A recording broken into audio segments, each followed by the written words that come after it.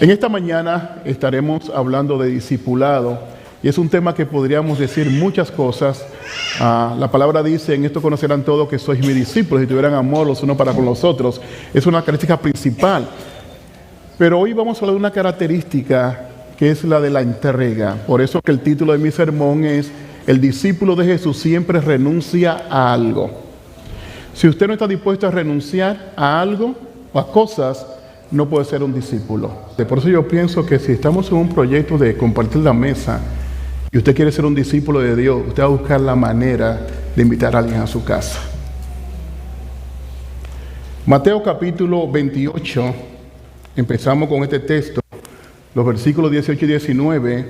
El asunto del discipulado es un asunto bíblico y lo encontramos como parte integral de la gran comisión. Cuando leemos el versículo 18, Jesús se acercó y les habló diciendo: toda potestad me es dada en el cielo y en la tierra. Es en el nombre de Jesús que vamos. Es en su fuerza, en su poder. Dice el versículo 19: por tanto, id y haced ¿qué? Haced discípulos. La gran comisión, hacer discípulos, es parte de ella. Eso es lo que está diciendo Jesús acá. Y dice que esos discípulos se hacen en todas las naciones, bautizándolos en el nombre del Padre y del Hijo y del Espíritu Santo. Es decir, la gran comisión que Dios dejó a la iglesia, hacer discípulos, es parte de ella. Ser un discípulo.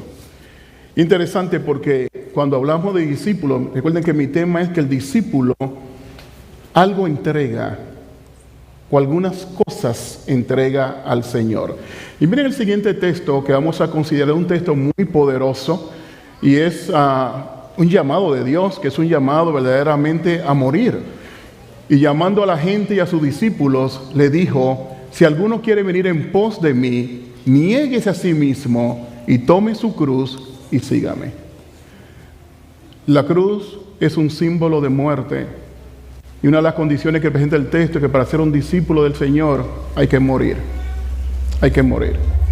El cielo nos enseña que el Padre, en la persona de Jesús, lo dio todo, dio lo mejor.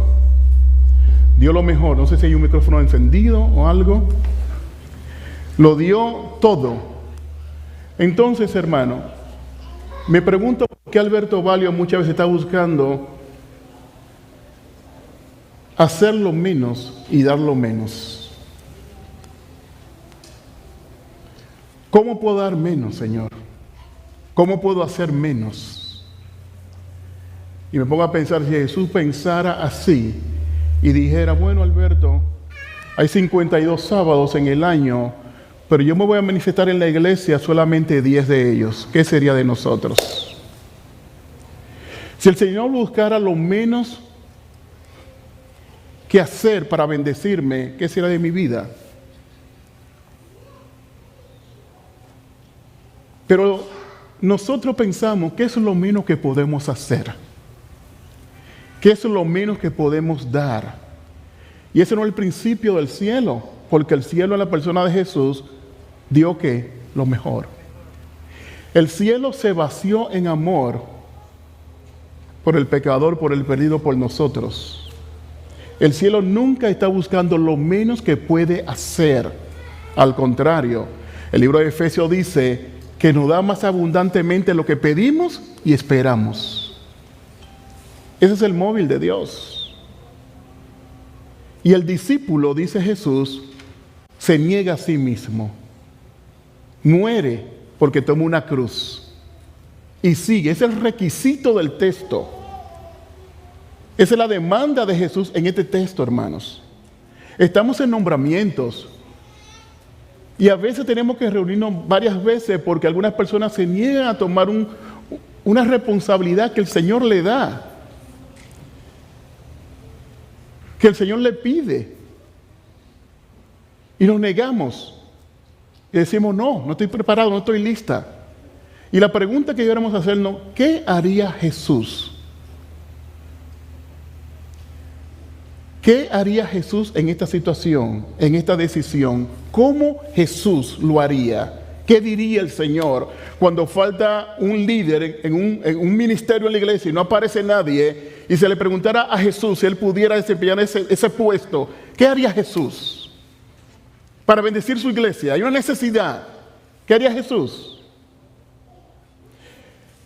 Él presentó un requisito aquí y llamando a la gente, a sus discípulos, le dijo: si alguno quiere venir en pos de mí, niéguese a sí mismo y tome su cruz y sígame.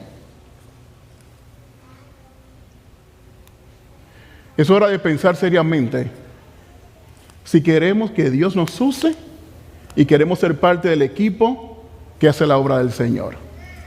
Si pudiéramos cambiar ese 20-80, los estudios muestran que en la iglesia adventista en un 20% lleva la carga de la iglesia.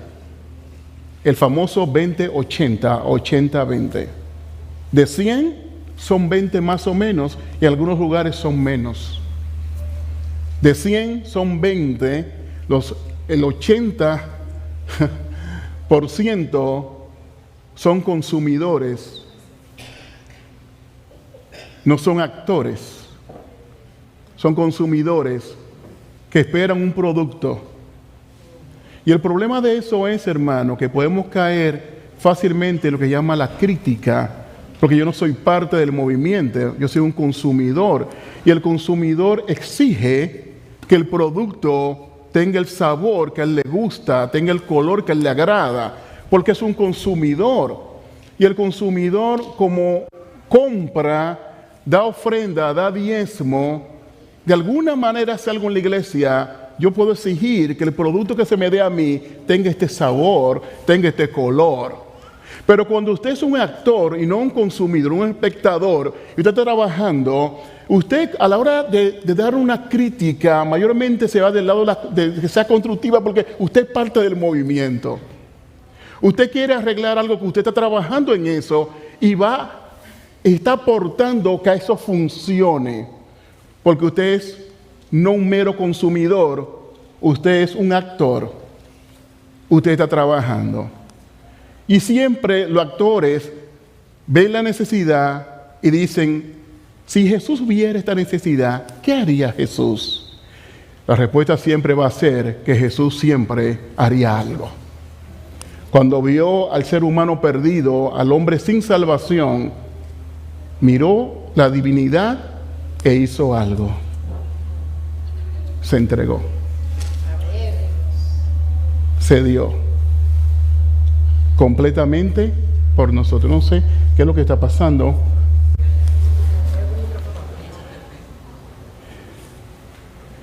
¿Qué haría Jesús?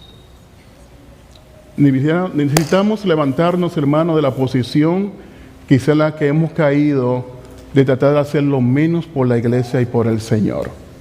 Jesús dijo: si quieres seguir en pos de mí, toma tu cruz y sígueme. Tienes que morir. Tienes que morir. Tienes que negar a ti mismo y procurar lo que le gusta al Señor, hacer eso.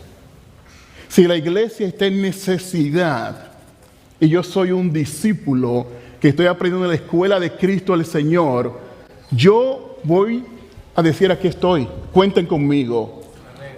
Porque no puedo ser discípulo de Dios y ver la iglesia en necesidad y no querer hacer algo por la iglesia de Jesús. Que la Biblia dice que es la iglesia que Él ama, que Él amó tanto que entregó su vida por la iglesia, para tener una iglesia pura, santa y sin manchas. Esa iglesia que Jesús ama, si yo soy un discípulo de Cristo y amo como Cristo, voy a amar su iglesia. Y si la iglesia me necesita, yo voy a decir, como Isaías: heme aquí, envíame a mí. Mira la siguiente cita que vamos a leer y compartir con ustedes, qué interesante es.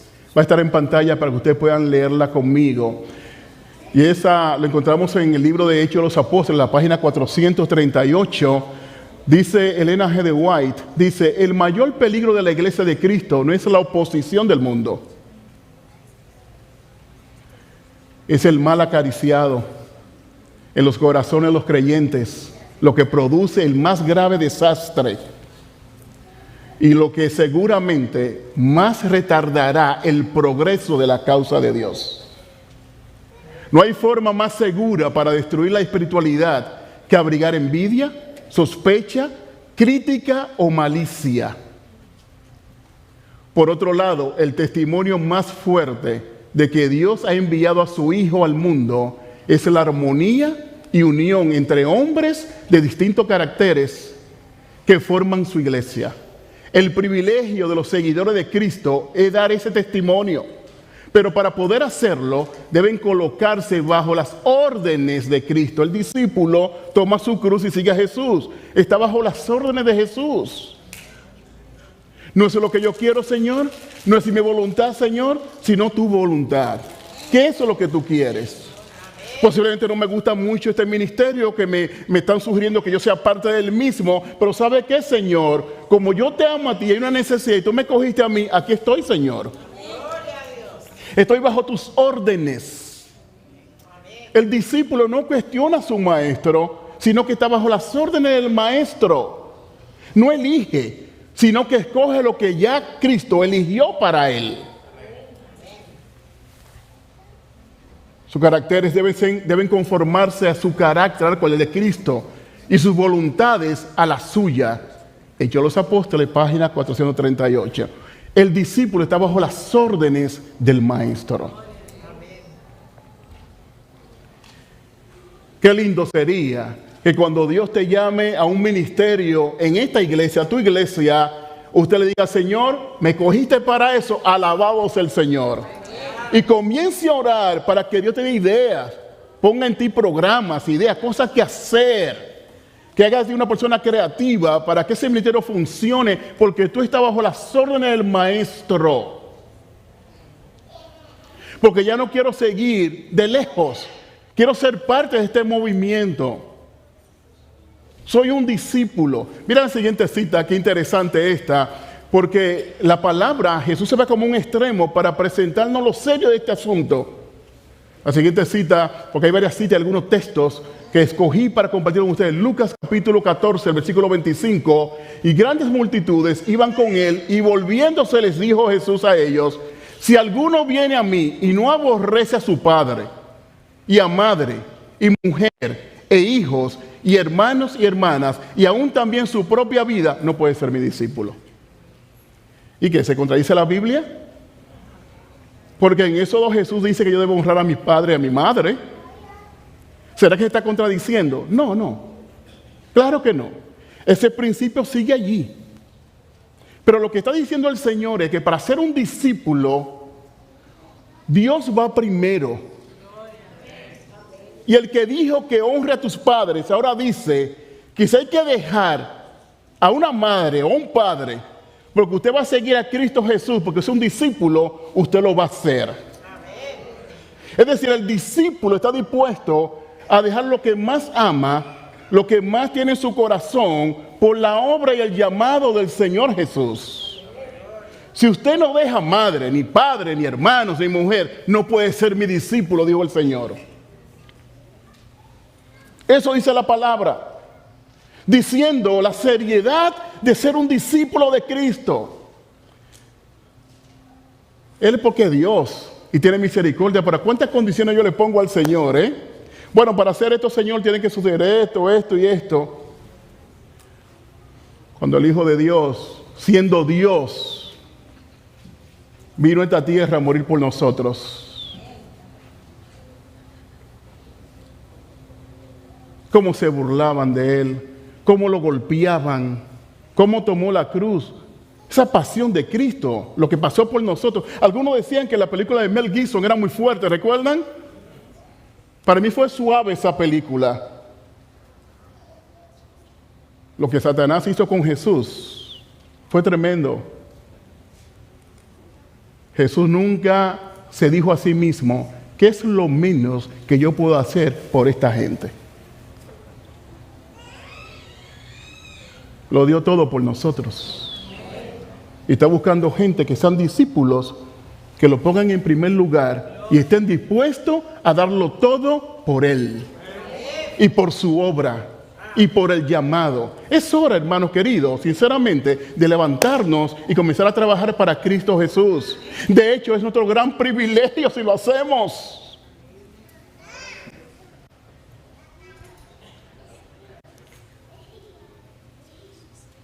Y el que no lleva su cruz y viene en pos de mí, no puede ser mi discípulo. El siguiente texto, por favor, que es el 33 ahí mismo. Miren cómo dice: así pues cualquiera de vosotros que no renuncia a todo lo que posee, no puede ser mi discípulo. Palabra de Dios. Ese es el llamado de Dios para nosotros. Porque el principio bíblico es que el discípulo algo entrega. O cosas renuncia. Porque ha decidido seguir a su Señor. Nadie puede ser discípulo a menos que esté dispuesto a entregar cosas, a sacrificar cosas, a dejar cosas. Muchos de ustedes tuvieron que mudarse, tuvieron que cambiar de empleo, de trabajo, porque a la hora de ser discípulo de Jesús entendían que para ser un discípulo del Señor no podían seguir en el mismo trabajo, no podían seguir trabajando el sábado porque es el día de reposo del Señor, y tuvieron que hacer arreglos. Y hay que seguir entregando cosas, hermano, porque queremos ser discípulos de Cristo el Señor verdaderamente. Y el Espíritu Santo posiblemente te ha estado diciendo a ti cosas que tú tienes que entregar y dejar, las cuales todavía tú acaricias y amas, pero en el nombre del Señor, levántate y dile: Señor, yo te voy a servir y suelto esto en tu nombre.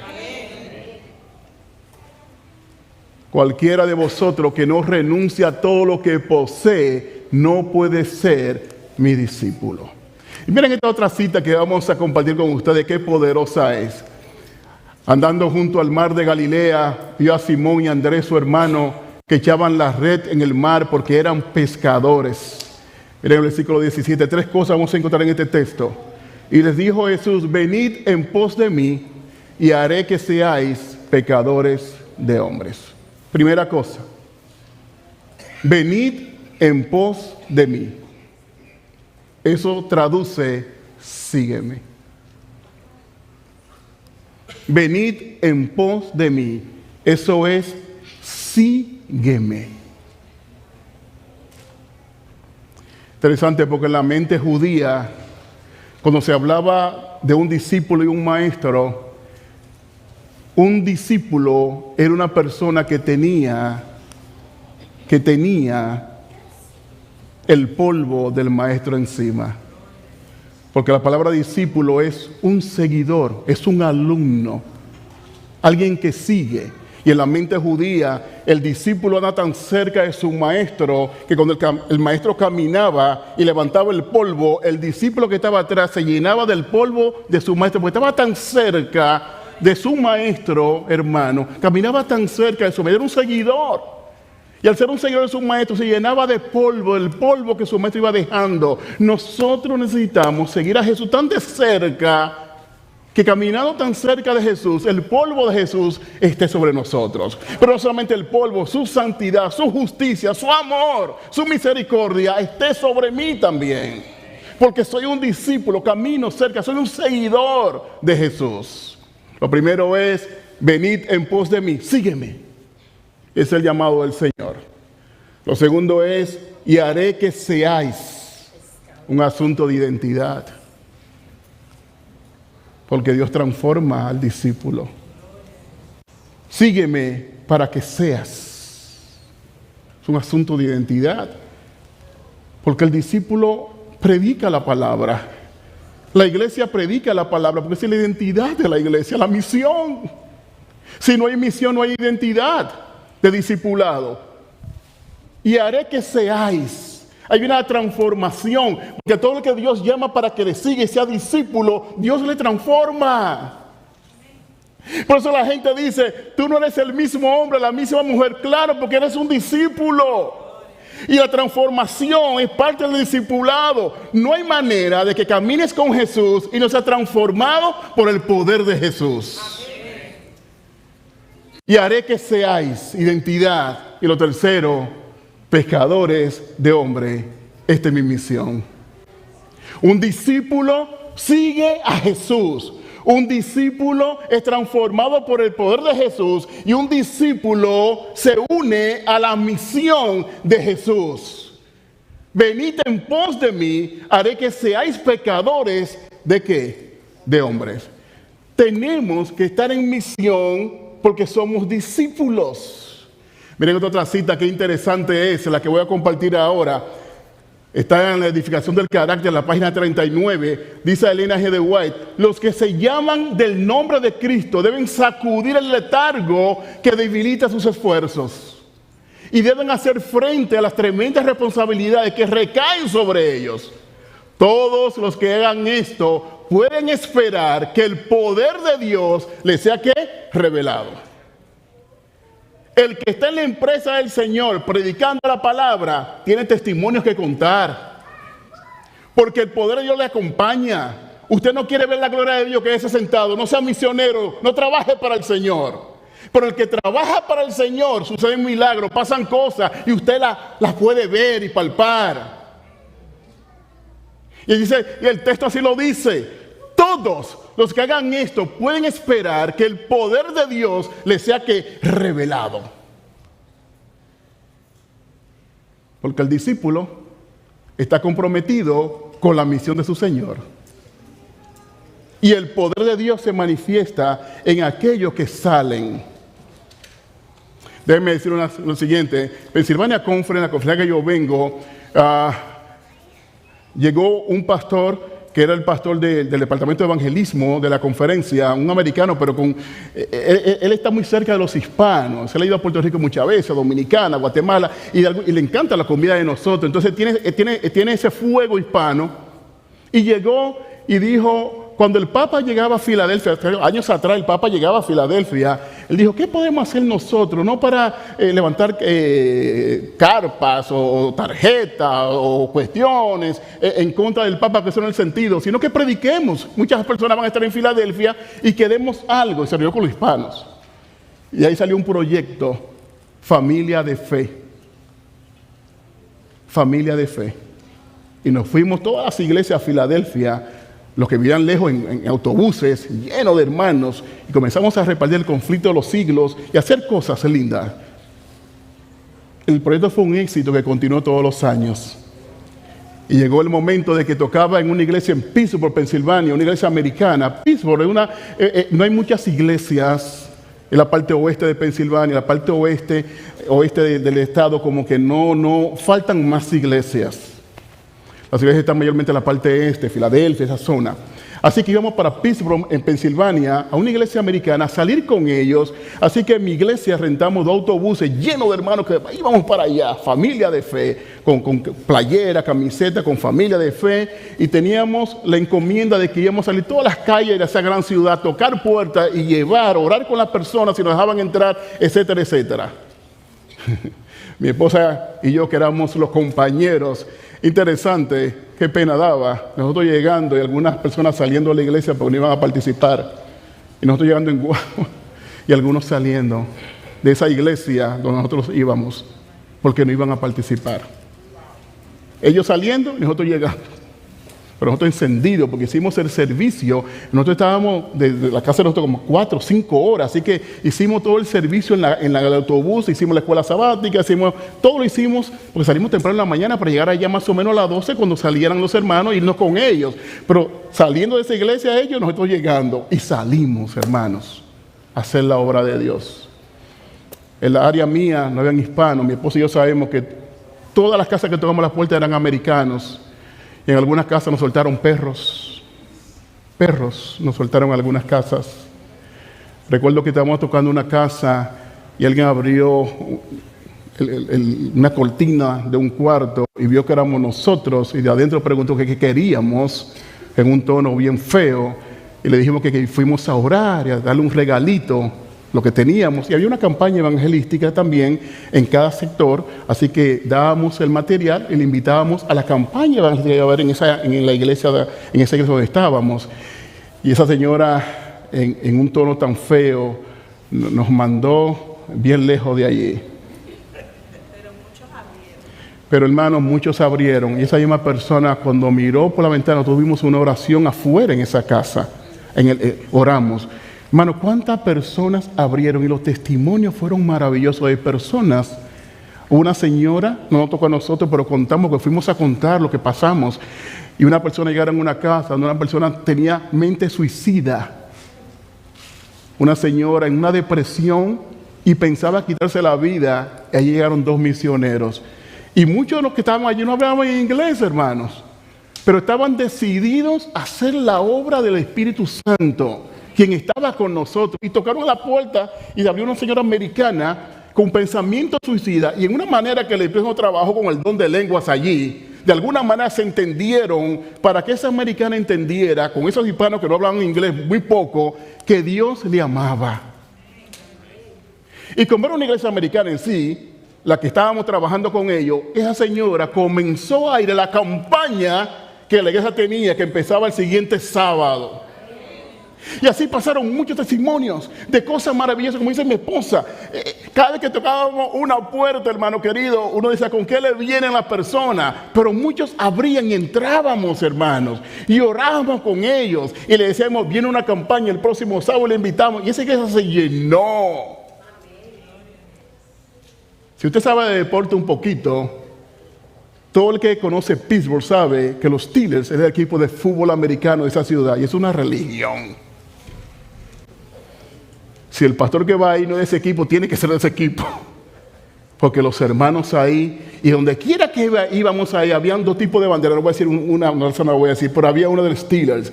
Y yo sabiendo eso, si me salió un hombre que yo hablaba de fútbol americano. Porque era la manera de conectar.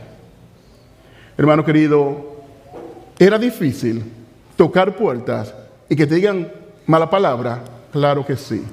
Pero el gozo de hacer la obra del Señor no tiene comparación. No tiene comparación. De hecho, todos los años, Familia de Fe continuaba en una ciudad del estado de Pensilvania. ¿Y saben qué hacían los hermanos? ¿Cuándo viene la próxima? Porque la experiencia de salir y ver los milagros que Dios hace con las personas, eso llena el corazón. Eso llena el corazón.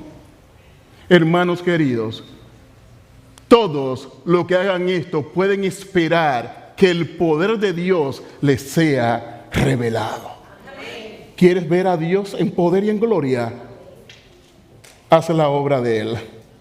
Predique el Evangelio.